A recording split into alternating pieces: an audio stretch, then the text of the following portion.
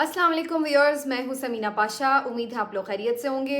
Viewers, 3-4 अहम खबरें इस व्लॉग में आपके साथ डिस्कस करूंगी मैं। एक तो आपको बताएंगे कि एक और बड़ी अहम पिटिशन एतजाज़ एहसन साहब ने दायर कर दी है सुप्रीम कोर्ट ऑफ पाकिस्तान में, और ये पिटिशन कितनी अहम है और इसका फ्यूचर क्या नज़र आ रहा है, इसके ऊपर बात करेंगे। फिर इमरान खान साहब और पीटीआई के लिए एक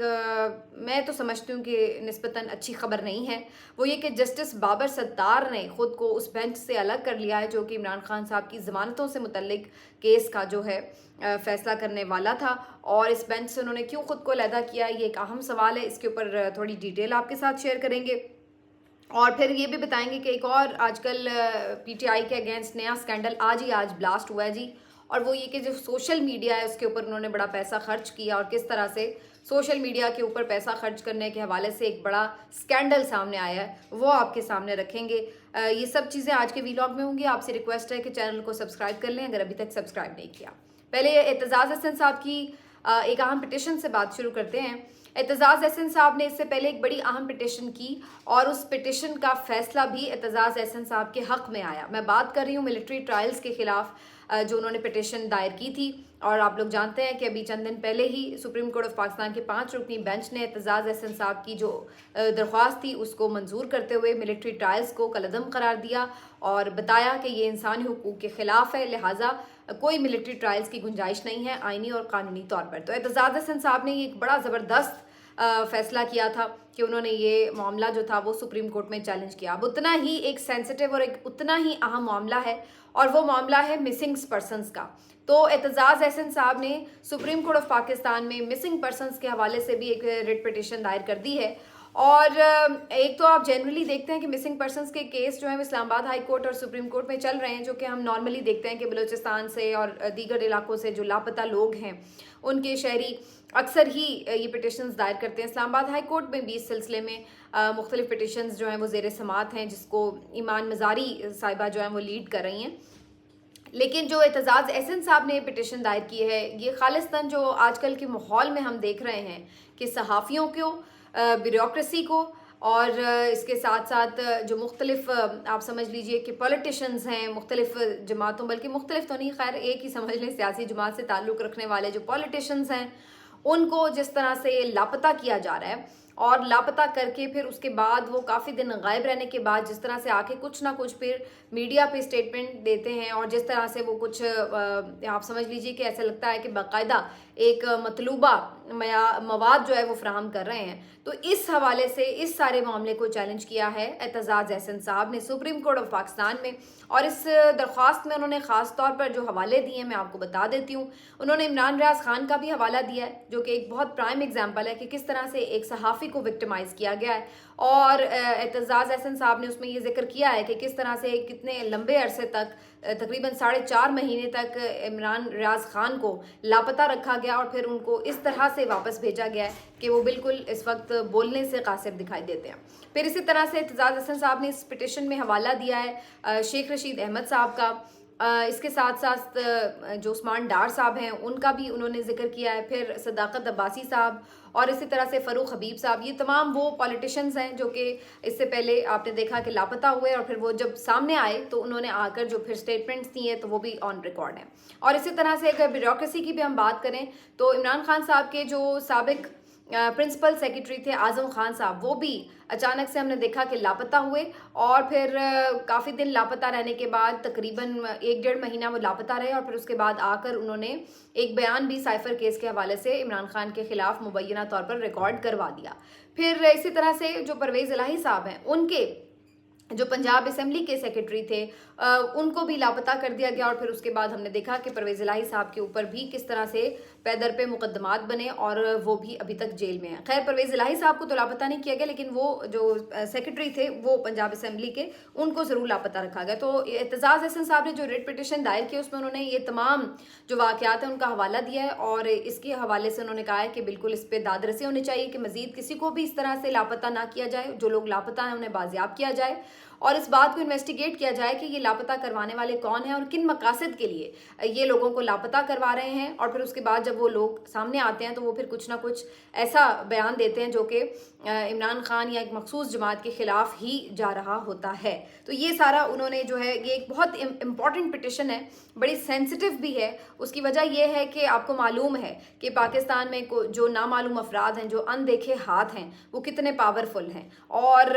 इसी तरह से ये मिलिट्री ट्रायल्स का जो मामला था ये भी बड़ा सेंसिटिव था, और इसमें तो खैर इदारा जो था वो ऑन रिकॉर्ड है कि वो चाहते थे, DGISPR ने भी इस हवाले से क्लैरिटी से बात की, और इस्टेब्लिशमेंट में आर्मी चीफ ने इस बारे में क्लैरिटी से बात की कि वो मिलिट्री ट्रायल्स चाहते हैं उन लोगों का जिन्होंने 9 मई के मामलात किए। तो एतजाज़ हसन साहब ने बड़ा रिस्क और बड़ा अहम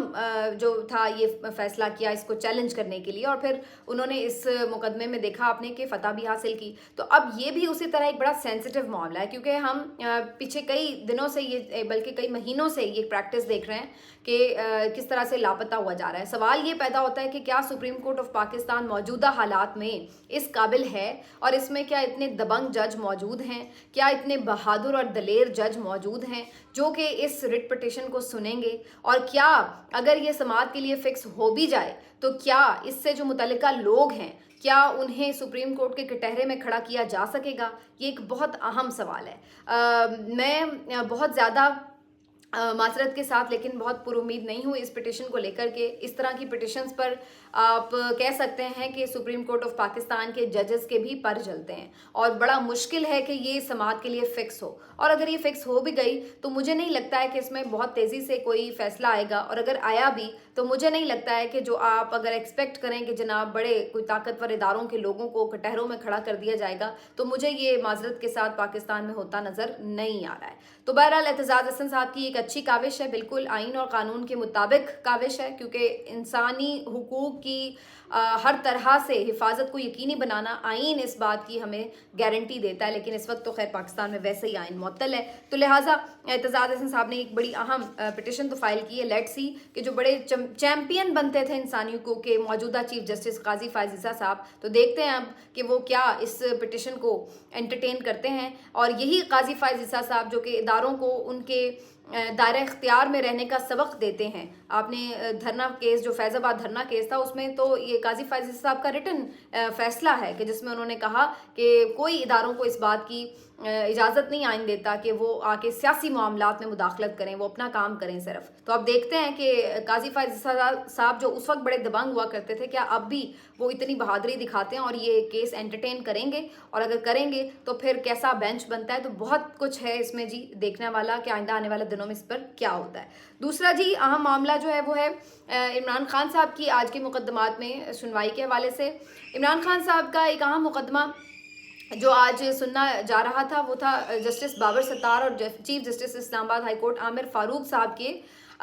बेंच के सामने। और ये मामला था जी नैब केसेस का। नैब के 2 केसेस, तोशा खाना केस और अलकादिर ट्रस्ट केस जो है, ये 2 बड़े इंपॉर्टेंट केसेस थे। इसमें इमरान खान साहब को पहले तो ज़मानतें मिली हुई थी, लेकिन फिर अदम पैरवी की बुनियाद पर ये ज़मानतें खारिज कर दी गई थी। अब PTI के वकला की जानिब से दरख्वास्त ये दायर की गई थी कि ये जो दरख्वास्तें, जो ज़मानतें खारिज की गई हैं, उनको बहाल कर दिया जाए। तो इस केस के ऊपर जो थी वो आज समाअत हो रही थी। इस दौरान PTI के लिए ये एक अच्छी खबर मुझे तो नहीं नज़र आ रही, लेकिन आप देखिए अपने तौर पर कि आपको क्या लगता है। मैं अपना जो तज्जिया और जो ऑब्जर्वेशन है वो आपके साथ शेयर कर देती हूँ। इसमें जी जस्टिस बाबर सत्तार साहब जो थे वो आमिर फारूक साहब के साथ मौजूद थे। आमिर फारूक साहब जो चीफ जस्टिस हैं इस्लामाबाद हाई कोर्ट के, उनका तो किरदार इस वक्त बड़ा ओपन है कि वो तो PTI को किसी तरह से कोई भी रिलीफ देते या इवन इंसाफ देते नज़र नहीं आते हैं। लेकिन बाबर सत्तार साहब ने जो अभी पिछले दिनों एक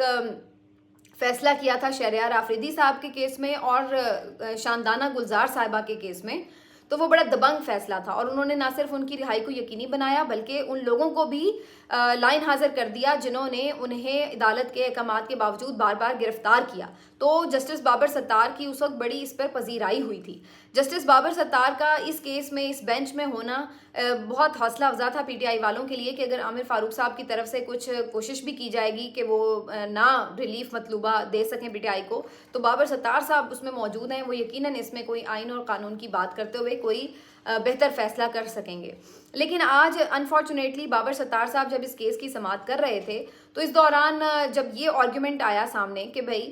एक बंदा तो ऑलरेडी गिरफ्तार है, जब चेयरमैन पीटीआई गिरफ्तार हैं तो फिर आप उनकी ज़मानत क्यों चाहते हैं? जब वो ऑलरेडी गिरफ्तार हैं तो नैब भी उसी केस में जाकर उनके साथ पूछगछ कर ले, इन्वेस्टिगेशन कर ले। तो इस पर नैब अलग से गिरफ्तारी क्यों चाहता है और जो पीटीआई के वकला हैं वो उस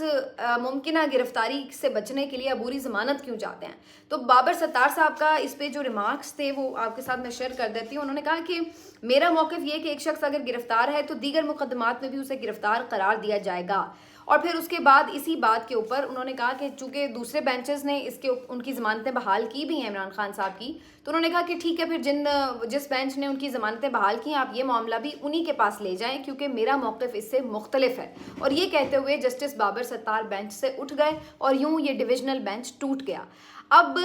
इसमें एक तो जो एलिमेंट नज़र आ रहा है वो ये कि मेरी समझ से ये बात बाहर है कि अगर आप एक बेंच के फैसले से नहीं भी मुत्तफिक हैं तो इसका ये मतलब तो नहीं कि आप बेंच से ही उठ जाएं। आप अपने तौर पर फैसला सुने और अगर आपको लगता है कि ये फैसला आइन और कानून के मुताबिक नहीं है या आपकी नज़र में कोई और फैसला होना चाहिए तो आप वो फैसला दें। लेकिन बेंच से उठ जाना, केस ना सुनना, ये बात कुछ समझ में नहीं आती। लेकिन नॉर्मली अब हम ये रिवायत देख रहे हैं कि अक्सर जो जजेस हैं वो जहाँ पे अनकंफर्टेबल फील करते हैं वो फ़ौरन बेंच से उठ जाते हैं, हालांकि उन्हें अपनी राय देने का पूरा हक है। अगर वो कुछ और सोच रहे हैं तो वो उसी मुताबिक अपना फैसला दे सकते हैं। लेकिन मेरे नज़दीक ये भी हो सकता है कि बहुत सारे चूँकि ये पॉलिटिकल केसेस के मामलात में बहुत ज़्यादा एक तो कंट्रोवर्सी क्रिएट हो जाती है, फिर प्रेशर्स भी बहुत हैं। तो इस बात को भी हम बिल्कुल खारिज, मेरे पास इस बात की कोई इत्तला नहीं है कि बाबर सत्तार साहब के ऊपर कोई प्रेशर है या नहीं है, लेकिन मैं अपने तौर पे ये सोच रही हूँ कि इस बात को खारिज इम्कान करार नहीं दिया जा सकता मौजूदा हालात में कि जो भी जज इस वक्त इमरान खान को कोई फेवर देता है, फेवर ना भी दे, इवन अगर वो उनके खिलाफ फैसला नहीं देता तो उसके ऊपर कोई ना कोई प्रेशर तो है और कुछ ना कुछ उन्हें भुगतना पड़ रहा है। तो इस बात को भी हमें जहन में रखना होगा कि कहीं बाबर सत्तार साहब ने मुमकिन किसी प्रेशर की वजह से तो नहीं खुद को इस केस से अलग कर लिया। तो इसमें बहुत सारी जो चीज़ें हैं वो हो सकती हैं, लेकिन मेरा ख्याल है कि पीटीआई के लिए ये एक अच्छी खबर बहरहाल नहीं है क्योंकि बाबर सत्तार साहब एक इंसाफ पसंद जज थे और बड़ा उन्होंने क्लैरिटी से जो फैसला दिया था उसके बाद इस बात की थोड़ी उम्मीद थी कि वो अगर पीटीआई के वकला क्या केस सुन रहे हैं तो उनको इंसाफ फराहम करेंगे, भले वो कुछ भी हो। लेकिन बहरहाल जी ये आज एक अनफॉर्चुनेट है पीटीआई के वकला के लिए कि उन्हें यहाँ से कोई इंसाफ नहीं मिला। अब आ जाते हैं पीटीआई के दौर के एक स्कैंडल के हवाले से। आज जी पीटीआई के एक स्कैंडल को अचानक ऐसा लग रहा है कि बाकायदा सबको जैसे एकदम एक फीड मिलती है ना कि जी ये आज का आपका टास्क है, इसको शुरू हो जाएं। तो बिल्कुल इसी तरह से हमने देखा कि एक टास्क था वो शुरू हो गया और मुख्तलिफ चैनल्स पर जो मुख्तलिफ पर्टिकुलर सहाफ़ी हैं वो इस खबर के साथ जो हैं वो अपनी टीवी स्क्रीन्स पर नमूदार हो गए और उन्होंने ये खबर ब्रेक की कि जी पाकिस्तान तहरीक इंसाफ के दौर में इदारों के ख़िलाफ़ रियासती इदारों के ख़िलाफ़ प्रोपेगेंडा करने के लिए, सियासी मुखालिफिन के लिए प्रोपेगेंडा करने के लिए एक बाकायदा पूरी मुहिम तैयार की गई थी सोशल मीडिया पर और इसके लिए 780 मिलियन उल्टा मैं बोल गई 870 मिलियन का जो है वो अमाउंट भी रखा गया और इसमें इन्होंने 25 से 40 हज़ार तक मुख्तलिफ लोगों को तनख्वाह के ऊपर रखा और ये पूरी सोशल मीडिया की जो एक नफरी थी ये भर्ती की गई इस बात के लिए कि लोगों की जहन साजी की जाए और सरकारी वसाइल से जो था ये सारा खर्चा किया गया जो कि 870 मिलियन अरब रुपए का था। अब इसके ऊपर जो अगर आप देखें कि ये बात करने वाले कौन हैं, ये जियो न्यूज़ पे फयाजुल हसन चौहान साहब जो कि अब आपको मालूम है कि किस तरह की ज़ुबान बोल रहे हैं चेयरमैन पीटीआई इमरान खान के ख़िलाफ़, वो इसके साथ आए। फिर गरीदा फ़ारूकी साहिबा ने ये खबर उस पर ब्रेक की अपने चैनल के ऊपर, फिर इसी तरह से और जो चैनल्स हैं उनके ऊपर ये खबर जो है वो सामने आई और फिर सारे चैनल्स ने इसको बड़ा कवरेज का टाइम भी दिया और उसमें फिर ये सारा शोर मचा रहे हैं कि जी इन्होंने रियासती इदारों के ख़िलाफ़ जो था वो प्रोपेगेंडा किया पीटीआई ने। अच्छा, अब इसकी हकीकत के ऊपर मेरा ख्याल है कि एक इन्वेस्टिगेशन फेयर से होनी चाहिए, लेकिन चूंकि इस वक्त तो कोई माहौल ही नहीं है फेयर इन्वेस्टिगेशन का तो बंदा ये भी क्या डिमांड करे। लेकिन एक बात अगर कॉमन सेंस की नज़र से देखी जाए तो मैं इस बात पे बड़ी हैरान हो रही थी कि ये बात करें कि जी पीटीआई के दौर में रियासती इदारों के खिलाफ प्रोपेगेंडे के लिए ये सारे लोग भर्ती किए गए। अब आपको मैं ज़रा याद दिला दूँ کہ جو پی ٹی آئی کا دور تھا اس میں تو سب سے زیادہ تنقید اس بات پہ ہو رہی تھی کہ بھائی ریاستی ادارے اور پی ٹی آئی تو سب ون پیج پر ہیں. تو اس وقت تو یہ لوگ سارے پی ٹی آئی کے جو سوشل ایکٹیوسٹ تھے, سوشل میڈیا ایکٹیوسٹ تھے, ان کو تو ویسے ہی افواج پاکستان اور دیگر اداروں سے بڑا پیار تھا. آپ کو یاد ہوگا کہ پی ایم ایل این والے, پی ڈی ایم والے جب ان لوگوں کے خلاف یا باجوہ صاحب کے خلاف اس وقت کے دور میں بات کرتے تھے, اینٹی اسٹیبلشمنٹ ہونے کا وہ ایک ناٹک جو ان کا چل رہا تھا وہ کرتے تھے, تو اس وقت کون ان کو ڈیفینڈ کرتا تھا؟ اس وقت یہی پی ٹی آئی کے سوشل میڈیا ایکٹیوسٹ آپ کو اداروں کو ڈیفینڈ کرتے ہوئے نظر آتے تھے. تو یہ ایک بڑی عجیب بات ہے کہ یہ کہہ رہے ہیں کہ جی پی ٹی آئی کے دور میں اداروں کے خلاف. بھائی پی ٹی آئی کے دور میں تو بات ہی اس بات پر ہو رہی تھی کہ جی یہ پی ٹی آئی اور ادارے جو ہیں وہ ون پیج پر, تو اس وقت تو تنقید ہی نہیں شروع ہوئی. تنقید تو بعد میں کہیں جا کر یہ پچھلے سال سے شروع ہوئی ہے کہ جس میں آپ نے دیکھا کہ ان کی حکومت آ چکی ہوئی تھی پی ڈی ایم والوں کی, تو پی ٹی آئی نے کس وقت ان کے خلاف تنقید کے لیے جو تھا وہ سارا مواد استعمال کیا. تو پہلا تو اس میں کامن سینس ہے, اس بات کو ہی ایکسیپٹ نہیں کرتی. اور پھر باقی اگر یہ آپ چیزیں دیکھیں, اس میں بہت سارے لوگ اب اس پہ جواب بھی دے رہے ہیں کہ بہت سارے جو اس میں اکاؤنٹس تھے وہ بنیادی طور پر وہ اکاؤنٹس تھے جو پی ٹی آئی سے بلانگ نہیں کرتے تھے, اور وہ اس وقت کے دور میں اتنے ایکٹیو بھی نہیں تھے. یعنی آپ سمجھ لیجئے کہ جو امپورٹڈ حکومت نامنظور کا ٹرینڈ چلا تھا اس سے پہلے تک پی ٹی آئی کے وہ بہت سارے اکاؤنٹس اتنے ایکٹیو نظر نہیں آتے تھے. یہ جب پورا ایک رجیم چینج آپریشن ہوا تو اس کے بعد پھر ہمیں نظر آیا کہ بہت سارے ایسے اکاؤنٹ جو پہلے ایکٹیو نہیں تھے وہ پھر بعد میں ایکٹیو ہوئے, اور پھر اس کے بعد انہوں نے ایک پوری ہمیں نظر آیا کہ فائٹ کی سوشل میڈیا کے اوپر. اور نو ڈاؤٹ سوشل میڈیا کا ایک بہت بڑا امپیکٹ ہے, اور اس بات سے یہ بڑے خائف ہیں کہ یہ کسی طرح قابو نہیں آ رہا. اس کی وجہ سے جو ہے ابھی تک ہم عمران خان کو ہرا نہیں پا رہے ہیں. تو پوری توجہ اب یہ ہے کہ کسی طرح اب سوشل میڈیا کی جو ٹیم ہے پی ٹی آئی کی اس کے اوپر ٹوٹ پڑا جائے. ابھی کل ہی میں یہ خبر دیکھ رہی تھی کہ پی ٹی آئی کے لاہور سے ایک سوشل میڈیا ایکٹیوسٹ, بلکہ میرا خیال ہے کوئی عہدیدار بھی ہیں وہ, شفقت صاحب, ان کو بھی لاپتہ کر دیا گیا ہے. تو ڈاکٹر فرحان ورک صاحب کی پھر میں نے ایک ٹویٹ دیکھی جس میں انہوں نے کہا کہ جی اب آپ دیکھیں گے کہ آئندہ چند دنوں میں سوشل میڈیا کے بہت سارے لوگوں کو, اب ذرا الفاظ کو غور کیجیے گا, پی ٹی آئی کی سوشل میڈیا ٹیم کے بہت سارے لوگوں کو ادھر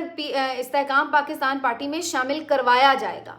یہ الفاظ تھے ان کے ایگزیکٹلی, کوٹ ان کوٹ, شامل کروایا جائے گا.